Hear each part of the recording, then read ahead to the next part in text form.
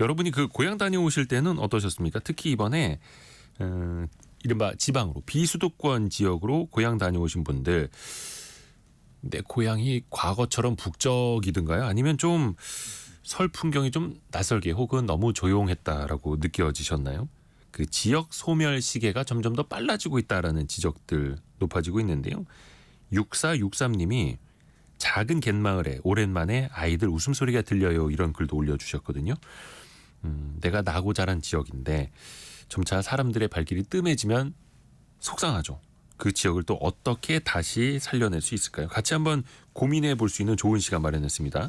서울시립대 도시공학과 정석 교수와 함께하죠. 안녕하세요, 교수님. 안녕하세요.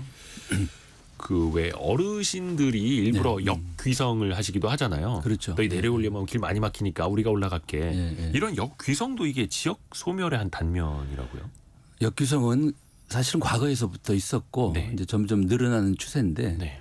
이제 문제는 그 평상시나 또는 이런 명절에 이렇게 지역에서 머무는 사람들보다는 이제 서울이나 수도권이나 대도시에 머무는 사람들이 점점 늘어나는 것 같아요. 그러니까 우리 대한민국이 전체적으로 봤을 굉장히 때. 사실은 넓은 땅이고 네. 큰 나라인데 이렇게 자꾸 한 곳에 이렇게 몰리는 게 저는 좀 문제라고 생각해요. 그러니까 골고루 여러 곳에서 사람들이 뭐 일상적으로나 또는 명절이나 이렇게 좀 삶을 더 편안하게 행복하게 즐기면 좋겠는데 이렇게 자꾸 한쪽으로 쏠리는 것은 문제죠.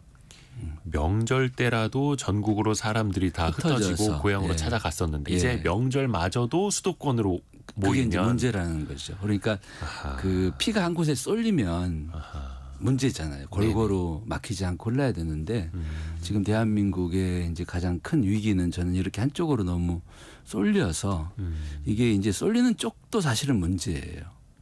그리고 쏠리는 쪽도 문제고 뺏기는 쪽도 문제고 이게 이제 악순환 우리 같은 신체랑 거죠. 똑같은 그렇죠. 거네요. 예, 그래서 좀 대한민국 방방곡곡에 명절 때라도 사람들이 좀 이렇게 골고루 여러 곳에서 피가 돌고 웃음꽃이 넘치고 그랬으면 좋겠어요. 예.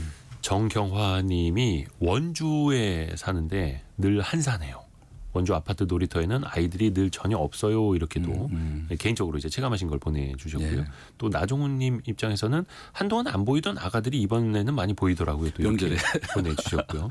명절에라도 이렇게 예, 좀 예, 달라는 분위기, 북적이는 분위기가 좀 나오면 좋을 텐데 오랜만에 고향 방문하신 분들 입장에서는 그러면은 시간이 갈수록 지역 인구가 감소하는 것, 네. 또 지역이 더 고령화되는 것, 이걸 체감할 수밖에 없는 걸까요? 그럼? 그렇죠. 그러니까 시골에 그 마을에서 나고 자란 분들 네. 그리고 이제 뭐 공부하기 위해서 고향을 떠나고 또 뭐 이제 직장 생활하느라 이제 뭐 예를 들면 서울에 와서 살다가 이제 추석이나 어떤 설 같은 명절에 이렇게 가끔 고향에 와 보면 우리 마을에 옛날에는 아이들도 많았는데 지금은 사실은 명절이니까 이제 아이들도 오지만 보통 때는 어르신들만 살고 있는 경우가 많죠.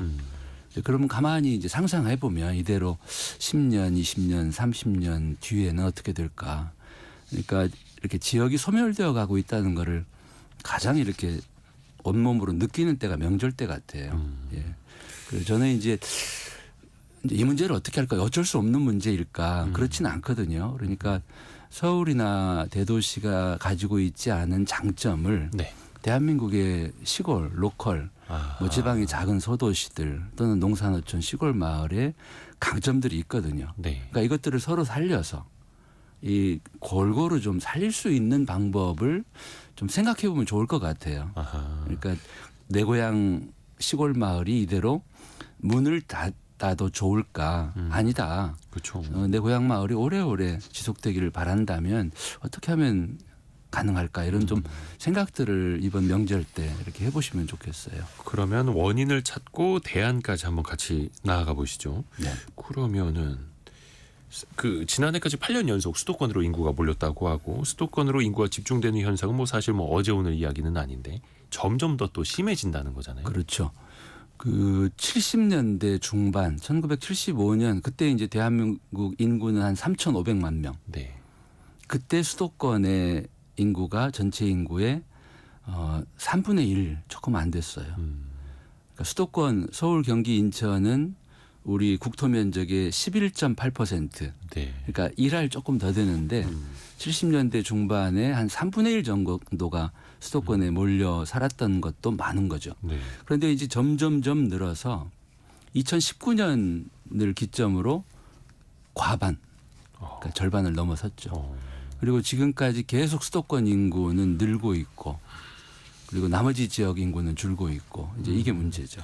그러면 그 원인은 가장 큰 게 어떤 겁니까? 역시 뭐 일자리입니까? 저는 정부의 정책 실패라고 봐요. 그러니까 말로는 그 수도권의 인구 유입을 이제 좀 억제하고 네. 또 골고루 균형 발전. 대한민국 균형 발전을 하겠다라고 하는데 네. 제가 보기에는 여전히 지금도 수도권으로 인구를 유입하는 정책을 계속하고 있어요. 사실 이게 균형 발전이라는 말도 우리가 십수년 전부터 많이 오래됐죠. 듣기는 했습니다만 박정희 정부 때부터 했던 그랬나요? 얘기예요. 그러니까 역대 정부가 아하. 이렇게 수도권으로 인구가 몰리는 것은 문제다. 국토가 골고루 그죠, 그죠. 발전해야 된다라는 정책을 지속해 왔는데 제가 보기에는 한 번도 성공하지 못했어요. 그러니까 말과 계속해서. 행동이 좀 달랐다. 그렇죠. 그러니까 대표적인 게 수도권 신도시 건설이에요. 지금도 신도시 건설하고 그렇죠. 수도권에 심지어는 그린벨트 해제해서 택지 개발하고 네네네. 그러니까 수도권에 신도시를 건설하면 수도권 인구들만 거기 입주하는 게 아니죠. 결국 비수도권 지역에서 인구를 빨아들이고 그리고 신도시를 건설하면 도시철도 연결하죠. 심지어 요즘에는 GTX까지 하잖아요. 그렇죠. 그러니까 막대한 재정이 수도권의 기반시설, 수도권은 우리나라에서 가장 기반시설이 잘 갖춰진 데인데 더 편리해지고. 수도권에 계속해서 이렇게 재정 투자가 지속되면 수도권 인구는 늘 수밖에 없는 거죠. 그러니까 말로는 균형 발전 정책을 하는 것 같은데 실제로는 여전히 수도권으로 인구를 빨아가는 정책을 지속하고 있는 게 가장 큰 문제다. 그렇게 생각합니다. 근데 또 수도권 입장에서 보면은 사람들이 몰리고 또 서울 집값은 너무 올라가고 또 지역을 인구를 서울뿐만 아니라 옆으로 또 분산을 하기 위해서는 또 신도시 건설, 택지 개발을 또 안 할 수도 없고. 그러니까 국가 정책이 너무 좁게 보고 너무 지금만 보는 것 같아요. 지금 대한민국 인구는 급격하게 줄고 있잖아요. 그러니까 세계에서 가장 먼저 인구 제로에 도달할 거다. 그러니까 인구가 지금 계속 줄고 있는 상황이고 네.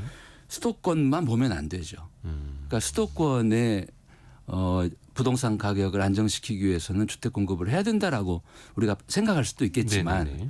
전체적으로 인구가 줄고 있고 수도권으로 인구가 몰리기 때문에 이런 문제가 벌어진다면 오히려 수도권 인구가 자발적으로 비수도권 지역으로 갈 수 있도록 그러니까 인구를 빨아들이는 정책을 그만하고 오히려 수도권에 이를테면은 창업을 꿈꾸는 청년들은 지금 자발적으로 비수도권 지역으로 많이 가요.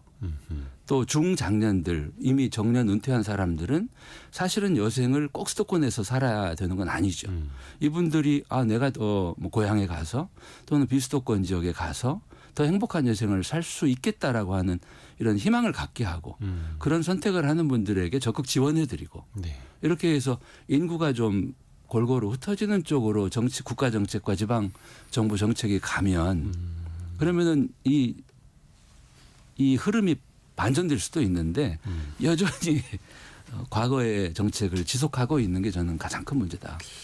그래서 이제 수도권만 볼 게 아니라 전 국토적으로 좀 더 멀리 내다보자라는. 그렇죠. 네, 넓게 보고 좀 멀리 보면 그리고 지금까지 했던 정책 실패를 반복하지 말고 그러니까 이제 이런 정책 이런 문제는 우리나라만의 문제가 아니에요.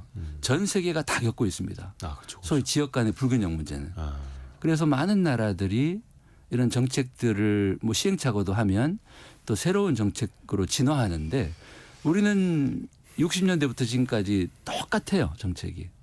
계속 실패하고 있고 반복하고 있는 거죠. 그것이 가장 안타깝습니다.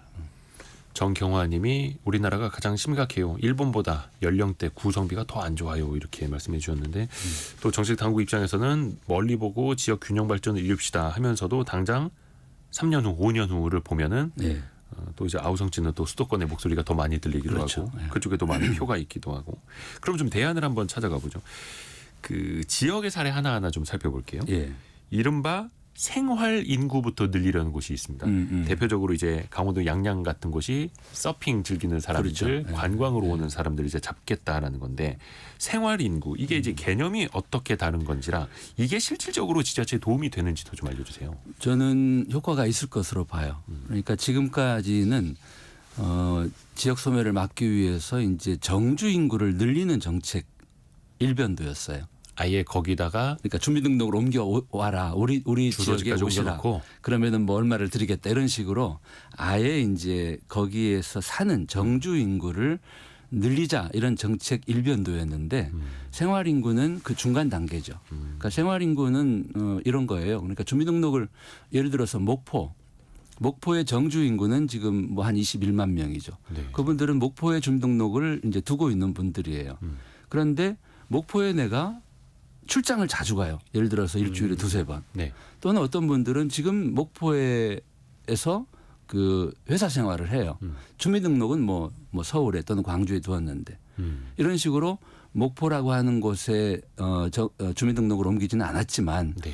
상당한 시간 거기에서 생활하는 분들 이런 분들을 생활 인구라고 하고 그리고 일본은 이제 관계 인구라고 해요. 네. 관계 인구는 말 그대로 관계를 맺고 있는 아하. 인구를 뜻해요.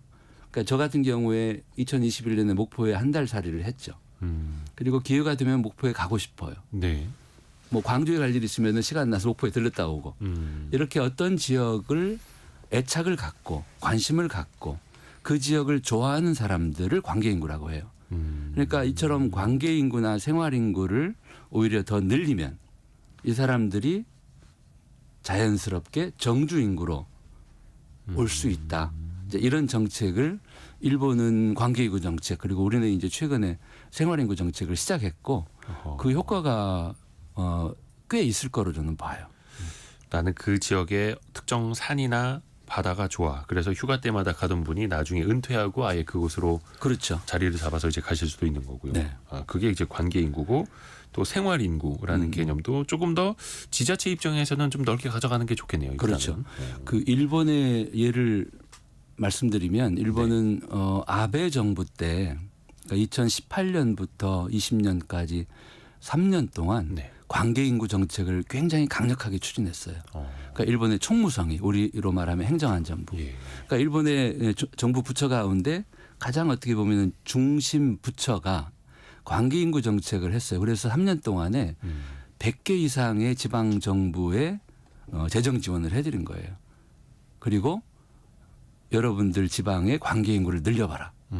그래서 3년 동안에 뭐 짧게 나중에 이제 기시다 정부 들어서면서 정권이 바뀌면서 이제 정책을 중지했는데 굉장히 많은 성과가 있었죠. 특히 젊은 층들, 네. 그러니까 청소년들 또 청년들이 뭐 이를테면은 전혀 북해도하고 관계가 없는 중딩 고딩들이 네. 홋카이도, 북해도의 관계 인구가 되는 거예요. 왜? 홋카이도에 오오타니 쇼헤이 선수가 활동을 했으니까 예전에 아하. 그 홋카이도 니폰햄 아하. 파이터스인가요? 네네네. 그러니까 그렇게 어느 지역에 대한 어떤 애착의 계기는 다양하죠. 그 지역의 스포츠 구단, 스포츠 선수를 좋아하거나 그럴 수도 있고. 또는 뭐 청년층들은 삿포로 맥주 좋아할 거 아니에요. 그리고 삿포로에 가면은 또 뭐 온천도 할 수 있고 그러니까 일본의 어떤 특정 지역에 대한 매력을 느끼는 사람 그게 부모의 고향이어서가 아니라 누군가가 시켜서가 아니라 자발적으로 나는 이 지역의 내가 팬이야. 좋아하는 거. 네, 이런 관계 인구가 어마어마하게 늘었다는 거죠. 네, 우리도 그럴 수 있죠. 음식이 될 수도 있고 스포츠 팀 스포츠 선수가 될 수도 있는 거고요. 우리나라도 왜 그런 거 하지 않습니까? 기업들하고도 1사1도 정책 뭐 이런 거. 그렇죠. 예. 뭐 다음이 예를 들어 제주에 내려가기도 하고. 예, 예. 그래서 저는 이제 이렇게 봐요. 그러니까 서울이나 수도권 대도시에 있는 게 대한민국 지역의 뭐 작은 소도시에 없어요. 당연하죠. 근데 반대로 서울 수도권 대도시에 없는 게 우리나라 지역 작은 소도시에 있어요. 이를테면 서울에 없는 게 정선에 있어요. 네. 강원도 봉화에 있어요. 예. 속초에 있어요. 네. 삼척에 있어요. 네. 그러니까 이런 그 지역만 가지고 있는 고유함, 그 소도시 또는 시골이 가지고 있는 강점을 잘 활용한다면 지역으로 사람들을 다시 초대할 수 있는 거죠. 뭐 예를 들면 실리콘밸리도 네네. 캘리포니아의 실리콘밸리가 성공했던 이유는 전 두 가지라고 보거든요. 하나는 그 샌프란시스코만 아래쪽의 캘리포니아의 밸리 그 계곡 지역이 갖고 있는 아름다운 자연. 네. 좋은 날씨. 네, 그리고 그 지역에 있는 뭐 스탠포드나 뭐 UC 버클리나 이런 좋은 대학이 그 배출해내는 인재. 그러니까 인재들이 최첨단 연구나 어떤 업무를 꼭 대도시의 사람들 바글바글한 고층 빌딩에서 해야만 하는 게 아니다. 아름다운 자연 환경 속에서 할 수 있다. 근데 이런 게 지금 워케이션 같은. 그러니까 꼭 대도시에 매일같이 출퇴근하지 않고 환경이 좋은 곳에서 원격 근무하면서 얼마든지 우리가 업무 성과를 낼 수 있다면 저는 이런 게 지금 우리 대한민국 지역이 가지고 있는 어떤 희망이라고 생각해요. 아하. 그러게요. 그래서 이제 실리콘밸리 기업들이 그 회사 사옥을 이제 캠퍼스라고 부르기도 그렇죠. 하고. 네. 그 많은 분들이 또 의견을 주셨는데요. 정경화님은 밥은 사 먹어도 병원 가려면 수도권 와야 하니까 불편하더라고요. 이제 현실적인 그렇죠. 거 네. 이야기를 주셨고 3717님은 기업체를 적극 유치해서 일자리를 확대해야 합니다. 이런 의견도 주셨는데요. 뭐 어느 지자체든 다 노력은 하고 있습니다만 그 기업도 실질적으로 지역으로 가느냐는 쉽지가 않은 문제죠. 그러니까 이제 지역의 일자리 정책이 예. 과거부터 현재까지 별로 안 바뀌어요. 두 가지예요. 예. 하나는 기업 유치, 뭐 특히 대기업 유치. 그죠. 기업이 와야 좋다. 네, 그리고 두 번째는 공장 신설. 근데 지금 시대에는 이 두 가지만 고집해서는 안 돼요. 그러니까 일자리라고 하는 거는 굉장히 다양한 그 방식으로 만들 수 있고 또 일자리에 대한 요즘 젊은 층들의 그 선호가 바뀌고 있죠. 우리 아나운서님 잘 아실 거 아니에요. 옛날에는 대개는 대학 졸업하면 대기업에 취업해서 안정적인 직장에서 평생을 근무하는 게 꿈이었다면 네. 지금은 그런 것보다는 프리랜서를 더 꿈꾸기도 하고 조금 더 자유롭게 자기의 전문성을 발휘하고 싶어하고 그리고 또 취업뿐만이 아니라 창업에 대한 그 꿈들도 많이 꾸고 있고 네. 그래서 저는 지방의 작은 이런 소도시나 이 로컬에 대기업을 유치하는 거는 쉽지 않은 일이에요. 오히려 위성사무소 같은 것들이 저는 좋은 해법이라고 생각해요. 그러니까 대기업의 본사를 유치하기는 어렵지만 거기에 근무하는 사람들이 환경이 좋은, 자연이 좋은 그리고 뭐 집값이나 임대료 여건이 좋고 또 생활하는데 여러 가지 음식이나 이런 게 풍요로운 그런 지역에 와서 근무하면서 더 좋은 성과를 낼 수 있는 이제 그런 쪽으로 아주 잘한 예가 일본의 그 카미야마라는 데죠. 예. 도쿠시마 현에 인구가 뭐 10,000명도 안 되는 지금은 아마 한 5, 6천밖에 안 될 거예요. 산골이에요. 예, 예, 예. 해발 고도가 꽤 높은 그 산골 마을에 계속해서 인재들이 와요. 찾아와요. 그래요? 작년 재작년에는 이 산골 마을에 일본의 정규 학교가 개교를 해요. 예. 고등학교 3년, 전문대 2년. 이 학교에 입학하려고 줄을 서요. 그런데 이렇게 산골 마을에 인재들이 계속 들어오게 된 중요한 계기가 두 가지인데 하나는 처음에는 이제 예술가들을 초대해서 레지던스를 했어요. 그러니까 워낙에 자연이 좋은 산골 마을에 국내외 작가들을 초대해서 네. 뭐 1년씩 이렇게 거기에 머물면서 작품 활동을 하게 했고 그 다음 단계가 2000년대 한 2005년경에 광통신망을 깔아요. 이 산골에. 예. 인터넷이 빵빵 터지는 거죠. 아하. 그리고 2010년부터 위성사무소 유치를 한 거예요. 특히 이제 첨단 컴퓨터 또는 방송, 디자인. 그러니까 굳이 대형 사무실에 모여서 일하지 않아도 되는 이런 업종의 인재들을 가미야마 산골에 초대한 거죠. 좋은 환경에서 아름다운 환경에서 스트레스 받지 말고 여기서 그렇죠. 좀 일해봐라. 그러니까 이 사람들이 1년 전에는 대기업에 그러니까 대도시에 살면서 직장까지 출근하려면 1시간씩 출퇴근을 해야 되고 네네. 매일 정장 차림으로. 그런데 이제 산골에 와서는 편안하게 편안한 복장으로 출퇴근 걱정 없이 살게 된 거죠. 그래서 그런 식으로 좀 다채로운 일자리를 상상해보자 하는 거죠. 근데 약간 이게 제가 그 현지를 잘 몰라가지고 노파심의 질문을 좀 더 드려보면 주거 문제도 있을 거고 네. 그중에 이제 자녀가 있는 직원들은 또 아이들을 데리고 교육, 또 시골로 또, 가기도 또 맞아요. 어려울 예, 테고 예. 교육 문제 때문에 그런 현실적인 문제는 좀 어떻게 극복할 수 있을까요? 이제 대한민국 지역에 예. 그 인재들을 초대하는데 필요한 게 아주 많아요. 네. 근데 저는 그 가운데 이제 핵심 그리고 우선적으로 지방 정부가 준비해야 될 게 5가지라고 봐요. 그걸 저는 행복한 로컬을 만드는 5대 영양소라고 부르는데 네, 네, 네. 첫째가 일자리, 둘째가 살자리예요. 그리고 일자리, 살자리. 일자리, 살자리. 그리고 셋째는 교통망이에요. 네. 그리고 넷째는 관계망. 관계망. 네, 그리고 마지막 5번째는 지방 행정이 이제 돌봄 행정으로 바뀌어야 돼요. 그리고 지금 말씀하신 것처럼 살자리, 아까 일자리 말씀드렸고, 그러니까 지역에서 청년들이나 또는 중장년들이 내가 여생을 지역에 가서 살아볼까 또는 청년들이 네. 내가 로컬에 가서 창업을 해볼까 가장 걱정거리는 집이에요. 그렇죠, 그렇죠. 집을 시골에 가보면 빈집은 엄청 많은데 네. 집을 구하는 건 하늘의 별따기예요. 아, 이게 한쪽은 빈집이 투성인데 네, 네, 네. 정작 내가 살 집은 없는 거죠. 이거를 알아서 구하라고 지금 하는 시기인데 제가 지방 정부에 권하는 게 그런 비어 있는 집을 지방 정부가 매입하거나 또는 일정 기간 임대해서 잘 고쳐서 이렇게 청년들이 지역에 와서 뭐 6개월 또는 1년 가장 좋은 가격으로 뭐 월 10,000원 머물러 보십시오. 이런 스테이를 한 100채, 200채 좀 확보해 놓고 오. 또 중장년들도 당신들 정년 은퇴하셨는데 우리 지역에 오셔서 부부가 함께 오셔서 네. 또는 친구분들끼리 오셔서 한 달 살아보십시오. 비용 부담 갖지 마십시오. 우리 지방 정부가 적어도 살자리를 좋은 조건으로 내어드리겠습니다. 이렇게만 한다면 저는 많은 사람들이 지역에 와서 머물러 볼 거예요.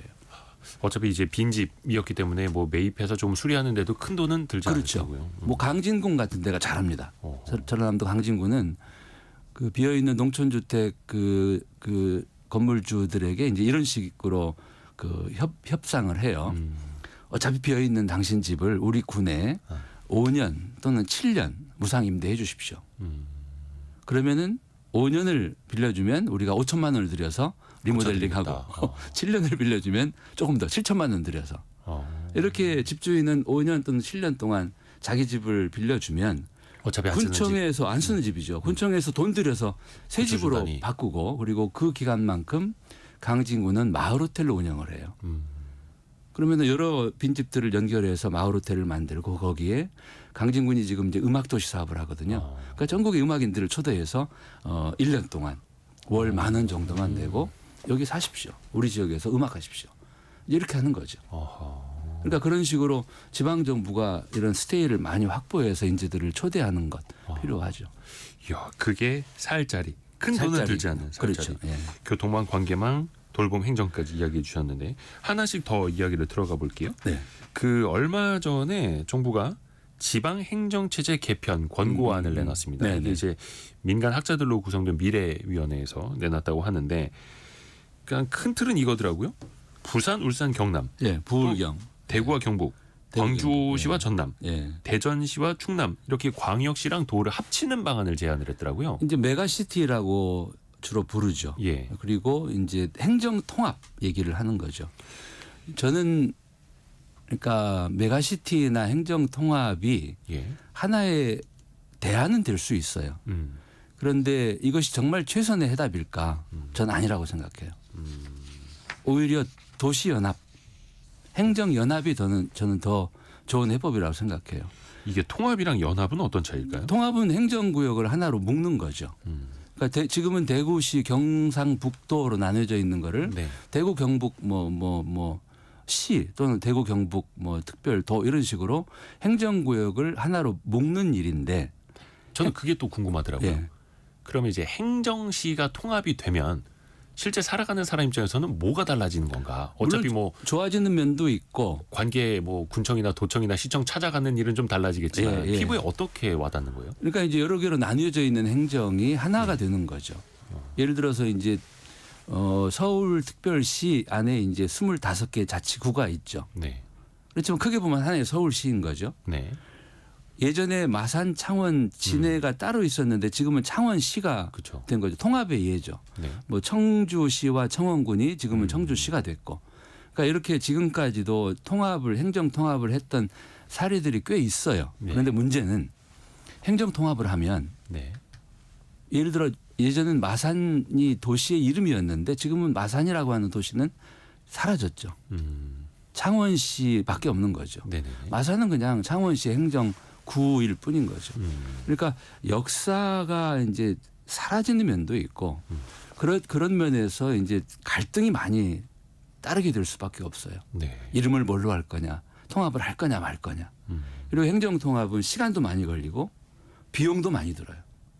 명함도 다 바꿔야 되잖아요. 네네네. 그래서 저는 행정 통합 얘기를 많이 하는데 그 절박함은 이해를 합니다. 수도권이 너무나 덩치가 커져서 너무나 강력한 존재가 됐기 때문에 수도권이 아닌 나머지 지역도 우리가 뭉쳐야 된다. 우리도 덩치를 키워야 된다. 이 말은 일견 맞는 말 같은데 네.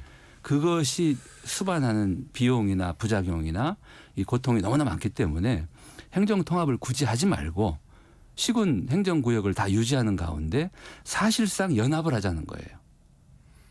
그러니까 제가 그 지역 통합에 대한 어떤 이점을 잘 이해를 못해서 그런데요. 물론 이제 뭐 교수님이 내신 거는 아니고 행안위 예.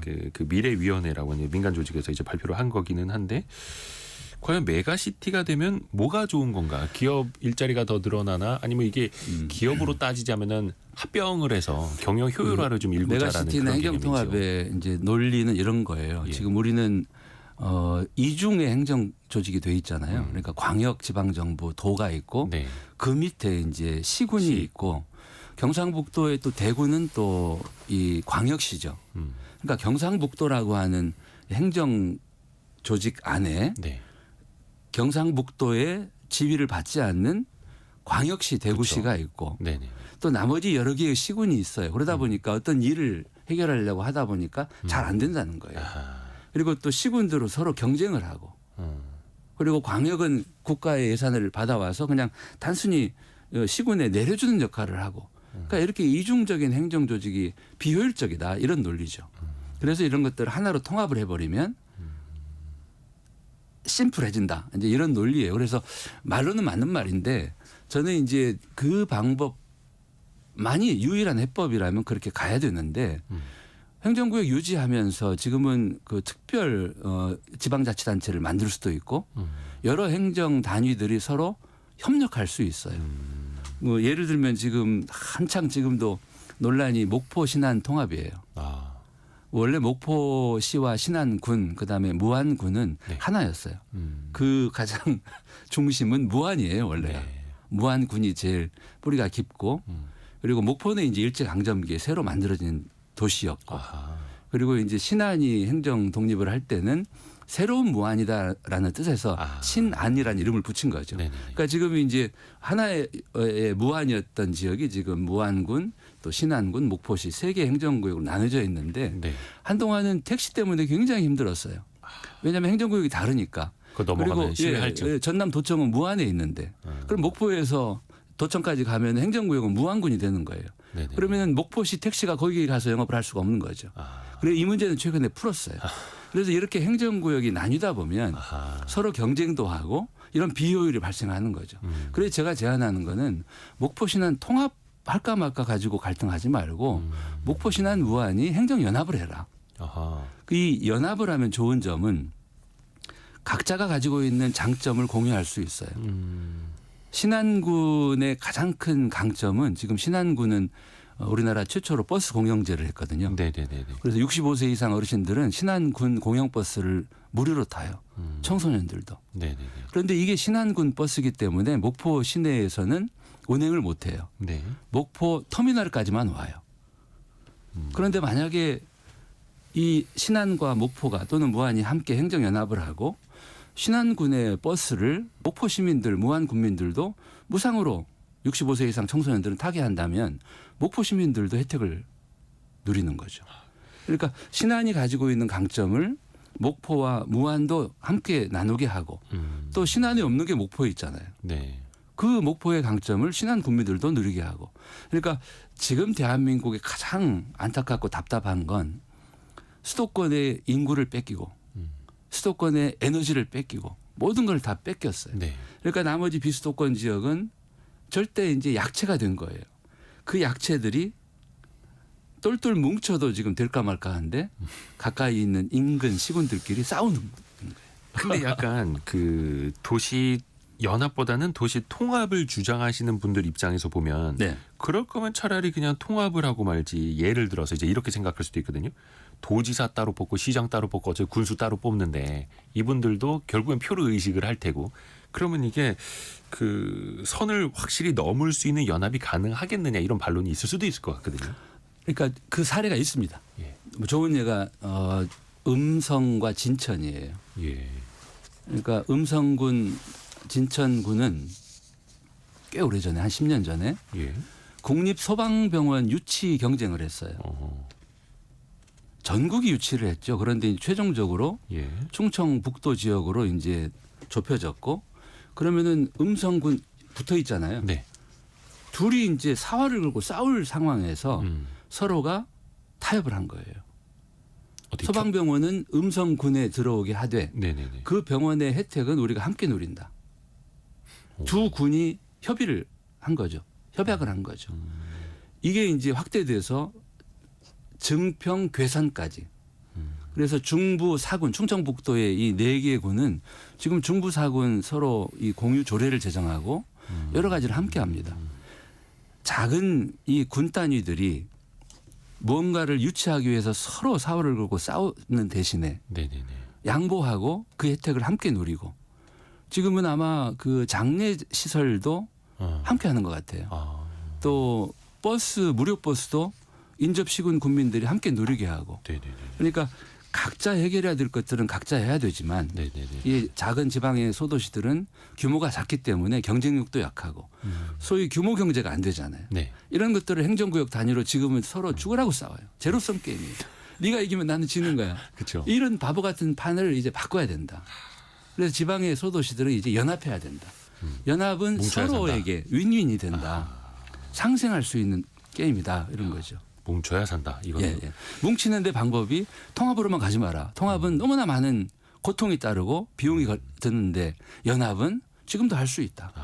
연합부터 해보고. 비용과 고통을 줄일 수 있는 방식부터 먼저 해보고. 그렇죠. 그때 쉬운 안 돼서 방법부터 그때도 해보고. 또 싸우고 하면은 그때는 그때 가서 이제 통합을 그냥 하든지 통합을 하죠. 해버리고. 예, 예. 서울시립대 도시공학과 정석 교수와 함께 지역 소멸의 해법 같이 이야기하고 있고요. 현재까지 들어와 있는 뉴스도 같이 또 들어보셔야죠. 라디오 정보센터 다녀옵니다.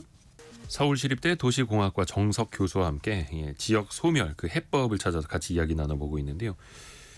교수님, 예. 그 지역이 아까 이제 뭐 일본 같은 경우는 관심 인구, 생활 인구 이런 이야기 해주셨잖아요. 네. 그 사실 지역에 관심을 갖는 방법 중에 제일 좋은 게 맛있는 거 먹으러 가고 놀러 가고 재밌는 거 보러 가고 이렇게 관심을 갖는 거잖아요. 그렇죠. 예. 특히 교수님은 한 달 살이 이런 거 많이 예. 하셨대요. 지역에서. 예, 예. 한 달 살이면은 진짜 그 지역에다가 집 장기 렌트 해놓고 예. 그 지역 그 중심으로 이렇게 여행을 다니는 건가요? 여행의 생각보다는 그냥 머무는 거예요.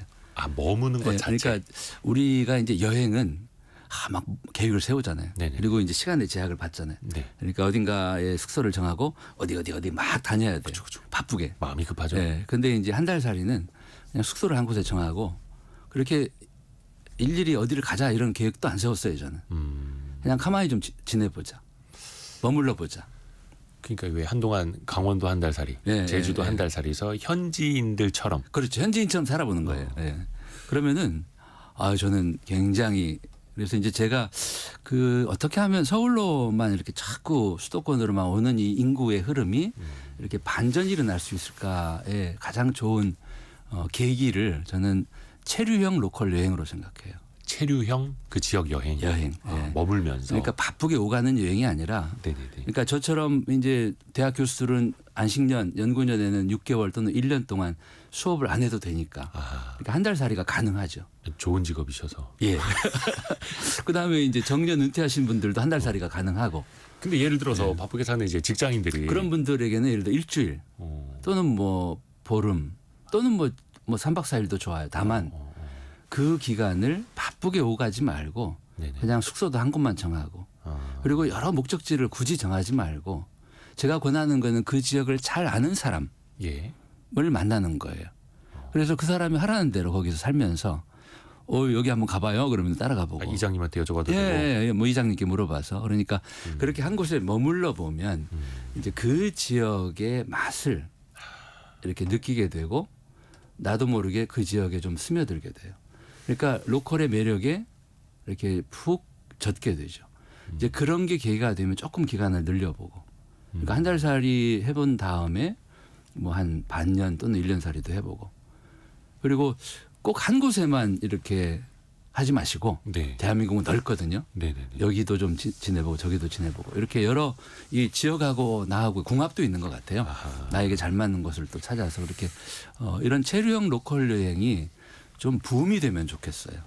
그러니까 가능하신 분들은 한 달 살이 그리고 좀 바쁜 분들은 뭐 일주일 살이라도 그렇게 대한민국의 여러 지역들을 많은 분들이 두루 맛을 보고 그 지역이 갖는 독특한 이런 로컬리티 고유성들을 좀 찾아보게 된다면 굉장히 풍성해지는 거죠. 네. 그러니까 조금 이제 내려놓고 네. 현지에 가서 현지인들처럼 생활하는 거. 네. 그 뭐 일반화해서는 안 되겠습니다만 참 한국 사람들한테는 이제 좀 힘든 일이죠. 왜 유럽 여행 가서도 아침 7시에 그 렌터카 시동 거는 사람은 한국 사람이라고. 그러니까 대한민국이 지금 저는 대한민국 참 빛나는 나라예요. 그리고 예, 정말 사랑하는 우리 조국이죠. 그런데 한편으로 보면 아파요 지금 많이. 그러니까 많이 아픈 나라예요. 그렇죠, 그렇죠. 근데 그 대한민국이 아픈 나라라고 하는 것을 한 단어로 표현하면 빨리빨리예요. 그렇죠. 우린 너무나 빨리빨리 살았어요. 성공도 빨리빨리 해야 되고 크는 것도 빨리빨리 커야 되고. 그래서 지금 어떻게 보면 성장통을 앓고 있는 것 같아요. 뭐 또 개발병을 앓고 있고. 그래서 이제 이 병을 치유하는 방법 중에 하나가 좀 천천히 살아보는 거. 숨 천천히 쉬어보고. 그래 로컬 한 달 살이는 힐링 효과도 커요. 그러니까 천천히 살아본다라는 것. 누구나 한 번쯤은 꿈꾸지만 예. 현실 속에서 참 어렵기는 한데 그게 꼭 한 달이 아니라 3박 4일도 좋고. 네, 짧아도 형편이 닿는 대로. 예. 다만 목적을 여기저기 다 훑어볼 거야 이런 목적 두지 말고 네. 그 지역에 가만히 좀 지내볼 거야. 그래야 그 지역의 느낌을 내가 알 거 아니에요, 그죠? 아유 많이 와닿습니다. 예. 한번 해봐야 되는데 그렇게 해서 각 지역에 또 관심도 갖게 그럼요, 되는 거고요. 예.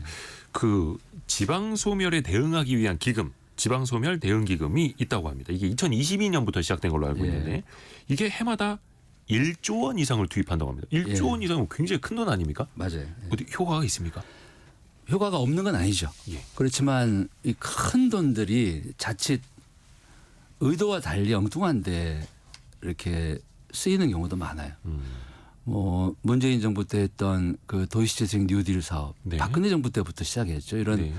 그 재생 사업도 그렇고 이런 지방 소멸 대응 기금도 그렇고 또 뭐 노무현 정부 때 했던 공공기관 지방 이전 같은 이런 국책 사업에 어마어마한 돈이 들어가는데 네. 과연 이게 성공했을까? 저는 그렇지 않은 면도 많다고 봐요. 이제 그 이유는 뭐냐면 국가의 재정을 투여할 때 그 돈이 궁극적으로 그 지역에 스며들어야 돼요. 네. 거기 사는 분들에게 혜택이 돌아가야 되는데 이렇게 수백억 뭐 이런 그 뭉칫돈이 들어가면 그 돈으로 되게 하는 일이 어마어마한 무슨 조형물을 세운다든지 또는 큰 건물을 짓는다든지 그리고 사업이 끝나면 건물은 비워버리고 또 그 지역에 어떤 시설을 건설했는데 그 혜택은 뭐 건설회사가 가져간다든지 네. 그래서 돈을 어떻게 누구를 위해서 써야 되는지가 중요하다는 거죠. 노무현 정부도 공공기관 지방 이전 정책은 매우 훌륭한 정책이에요. 네. 그런데 그 정책을 실행하는 방법은 아주 큰 문제가 있었어요. 공공기관 지방 이전까지는 좋았는데 네. 지방의 중소도시의 원도심은 대부분 지금도 텅텅 비어 있어요. 예. 그러면 공공기관들을 그 지방에 텅텅 비어 있는 원도심에 집어넣었다면 네. 원도심은 기반 시설들이 다 갖춰져 있죠. 학교도 있고 유치원도 있고 병원도 있고 문제는 원도심의 인구가 신도시로 빠져나가서 비어 있을 뿐이죠. 원도심 이제 구도심이 되는 거예요. 구도심 쪽으로 공공기관을 집어넣으면 공공기관 그 공무원들 근무자들이 가족들 데려와 살 수 있었을 텐데 네. 전부 신도시를 만들었어요. 그러니까 신도시에 공공기관만 달랑 지어졌을 때 어떻게 가족들 데려와서 살 수 있었겠어요. 그리고 노무현 정부 임기 말에 이 공공기관 이전을 목적으로 지었던 혁신도시 10개, 기업도시 7개, 세종시, 게다가 도청 옮긴 신도시 뭐 3개, 20개 도시를 동시에 신도시를 건설했던 게 저는 매우 심각한 실책이었다.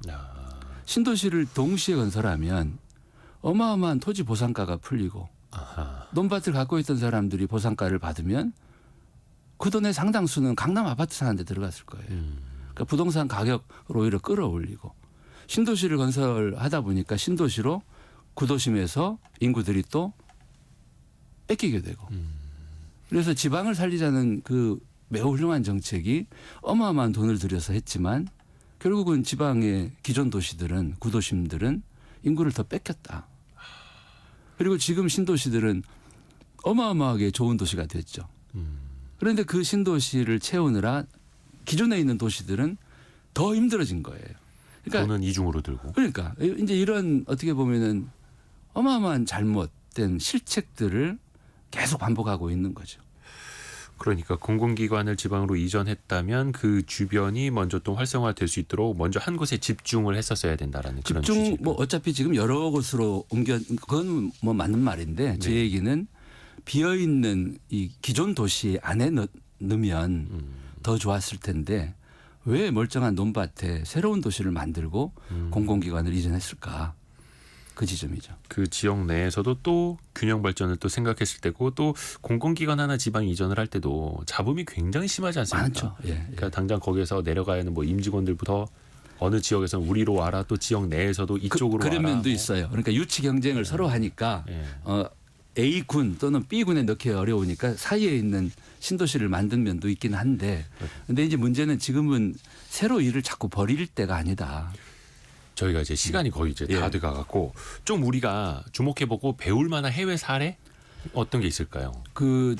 이 불균형의 문제는 전 세계가 공통적으로 안고 있는 문제예요. 네. 일본도 지금 지방 창생 정책을 잘 하고 있고 네. 성과가 꽤 보이고 대만도 비슷해요.